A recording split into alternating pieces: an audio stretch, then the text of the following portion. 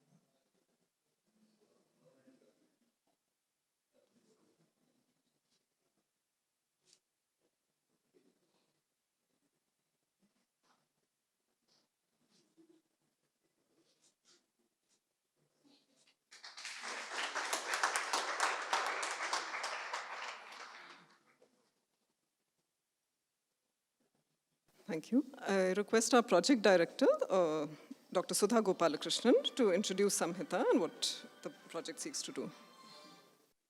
Honourable Minister for External Affairs, Mr. S. Jaishankar, President, India International Center, esteemed trustee, Mr. N.N. Vora, Director, Mr. Ken Srivastav, honored guests and friends and colleagues. It is indeed a delight that we could do this today, organize this exhibition. And also, it is also a privilege to have the esteemed minister with us to have a look at this. I would like to start by singing, or rather chanting 2 lines of what is written there, which to set the context of what I'm going to talk about. Tailad raksha, jalad raksha, raksha mam shlathabandhanat, murkha haste na datavyam, evam vadati pustakam. Please protect me from oil. Please protect me from water. A manuscript is appealing to people. Also, please protect me from loose binding. And also let it not go into the hands of heedless people. So says the manuscript. So cries the manuscript, actually. But I think in today's context, this plea can go on. It is not just that it is go to Murkha Hasta. It also that it should go to the right people. People should be able to use it. Those who want to seek knowledge, those who want to know about things, should have the opportunity to consult them, to access them, to interpret them, to study them. So this is perhaps the objective of what we have started here as SAMHiTA. Of course, there is a national manuscripts, like Ambassador Saran said, there is a national manuscripts already here, which I think the biggest, India is perhaps the biggest repository of manuscripts in the world. They say, they estimate it at about 50 million or perhaps more. Each and every institution, ancestral house, temple, monastery has manuscripts.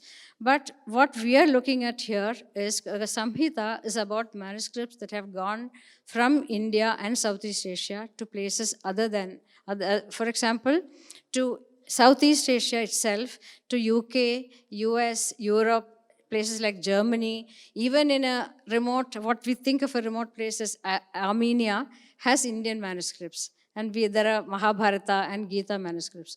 So while this is all there, some manuscripts are very well preserved in universities and libraries. There are many places which people don't know the script, people don't know what it is about, so it is kept in a corner.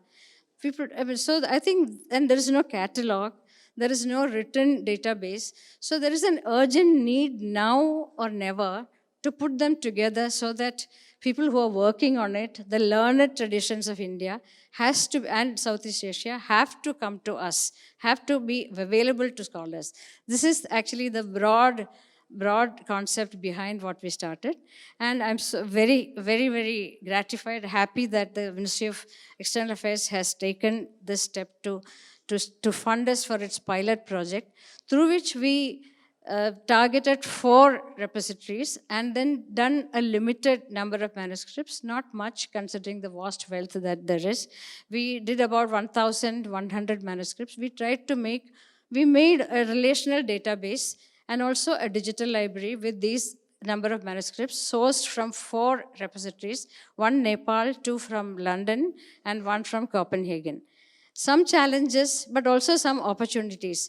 A new opportunity has come up called IIIF, International Image Interoperability Framework. It is actually a wonder that we discovered on our way, by which we can directly address, we can share, document, and even download data without any problem, totally open. So this is a very recent development even in the West. And in our survey, only about 65 institutions across the world have taken this IIIF. And India, to our knowledge, nobody has done it. And we have integrated that into this project, which makes it much easier for us to access documents from other sources. We did from the British Library about more than 800 manuscripts we took from them, and they were very open about it. Also from Paris, we are trying to do that, from the Bibliothèque Nationale that Ambassador Saran was talking about. So such developments are very heartening. For example, the oldest of wisdom and the best of technology, the newest of technology, if they come together, I think the possibilities are immense. With these words, I finished my words, and thank you so much. And the exhibition tells, I think, its own story, so I'm not going to elaborate on that. Thank you so much.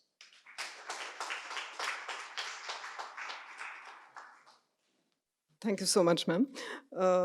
May I request our chief guest for his observations and... President IIC, Ambassador Shamsaran, Shri N.N. Boraji, Shri K.N. Srivastavji, Dr. Sudha Gopalakrishnan, friends. First of all, let me say, as a member, it's always good to come back. I rarely pass up an opportunity if I'm in town. But it's really a great, for me, a great source of satisfaction that the Ministry of External Affairs is associated with, is supporting the SAMHiTA initiative.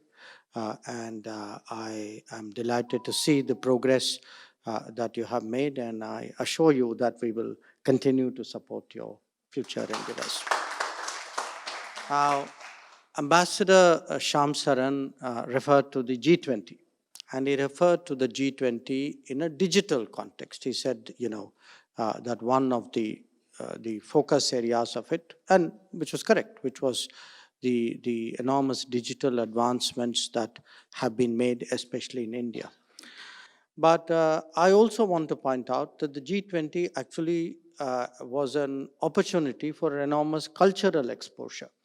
And in fact, in the Bharat Mandapam, we had actually created a cultural corridor where each G20 country and the invited guests were requested to send an object of cultural importance for them as a way of underlining the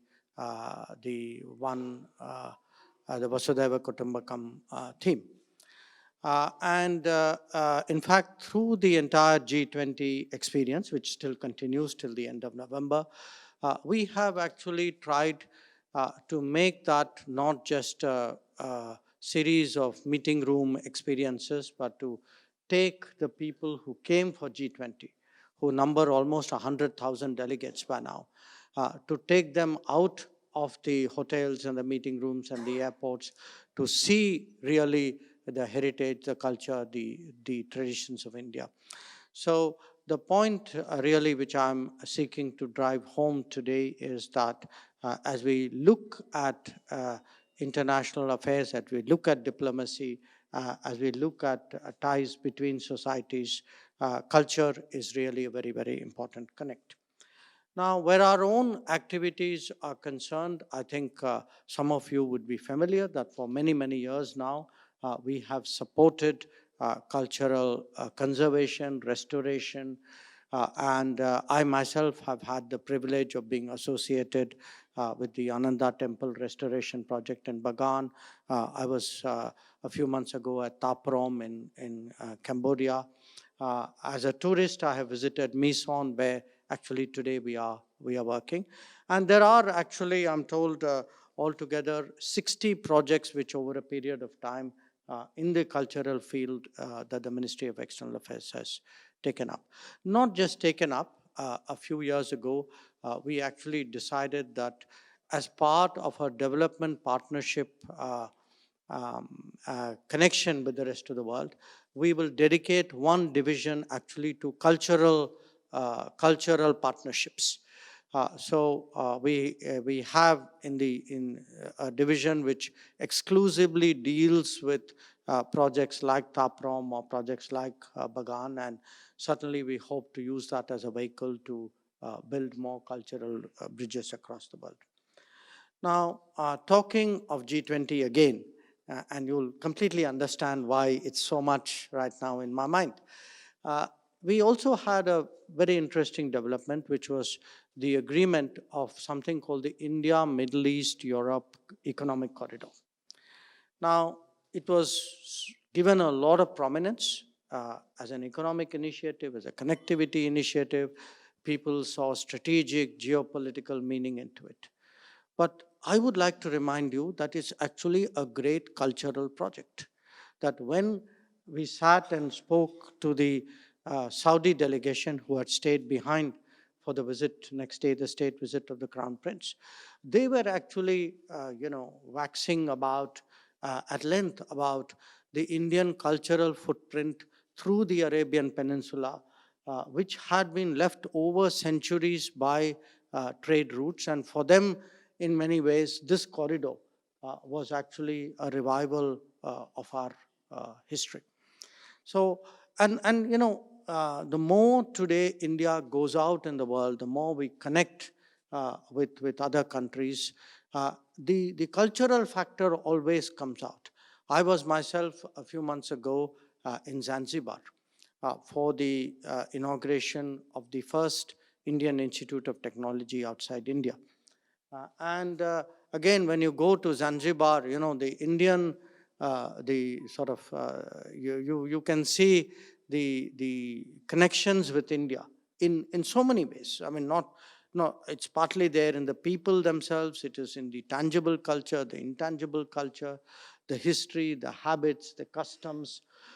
So here again, I think what awaits an India, which is going to be, will have a larger footprint, which will have deeper connections, which will have more activities, is that there is an underlying foundation of culture that can be used today to actually build, or I would say even rebuild more modern relationships. And that is something, it could be the Gulf, it could be Iran, it could be Central Asia, or it could be equally Southeast Asia, where many of us have probably greater experience and exposure.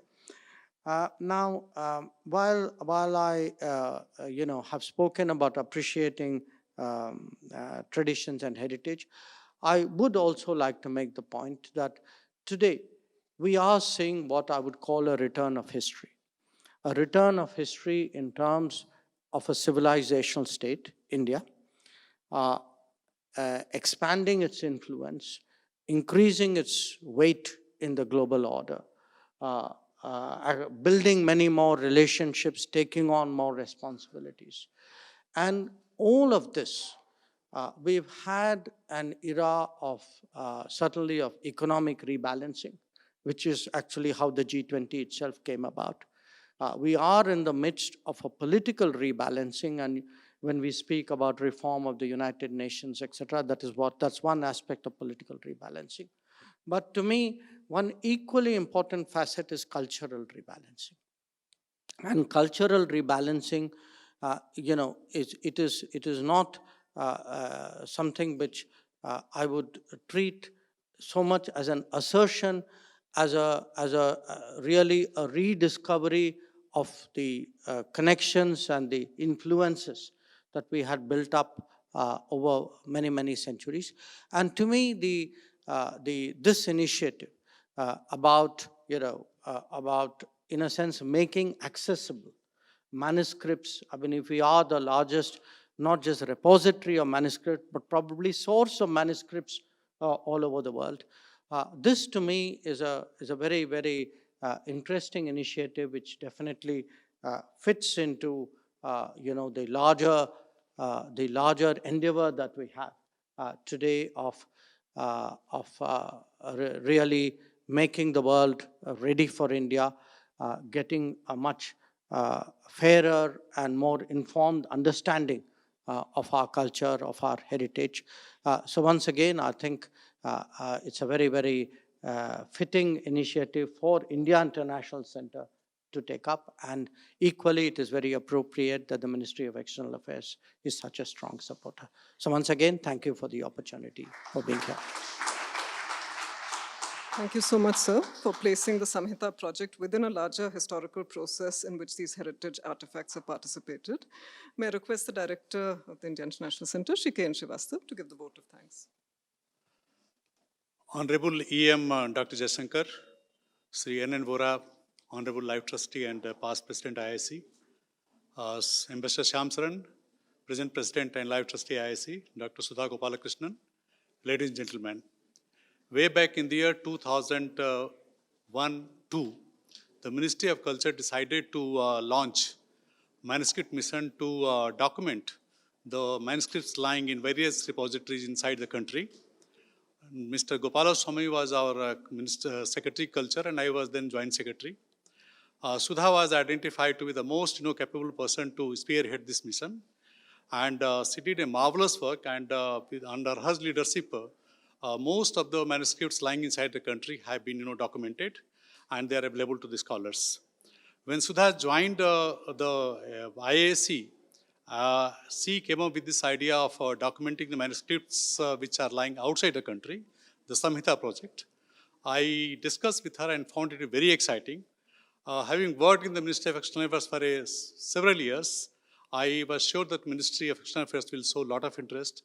When I discussed this proposal along with Sudha with my colleagues in the Ministry of External Affairs, I would like to mention names, the officers who are actually, who showed a lot of interest: Akhilesh Mishra, Prabhat Kumar, Vibhu Nair, R.K. Goel.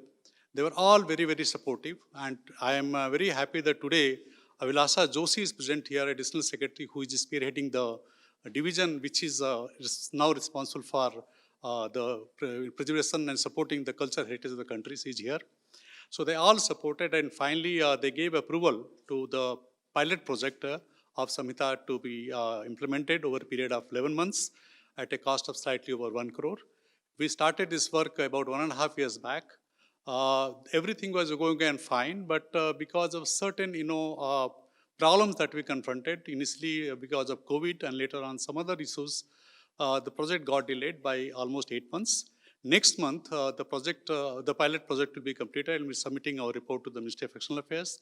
In between, we had discussion with our colleagues, and they said that let us also have an exhibition to show to the public at large just what kind of work is being done under SAMHiTA. That is how we are here. They had also suggested that we should have a workshop so that people can be educated, informed about the manuscript culture and the importance of manuscripts, which also we have planned to do that. Because of all these reasons, the cost naturally has gone up. And we requested the Ministry of External Affairs to provide us additional fund. Sir, I am told that you have already given your approval on the file, and we are very thankful to you for your kind support.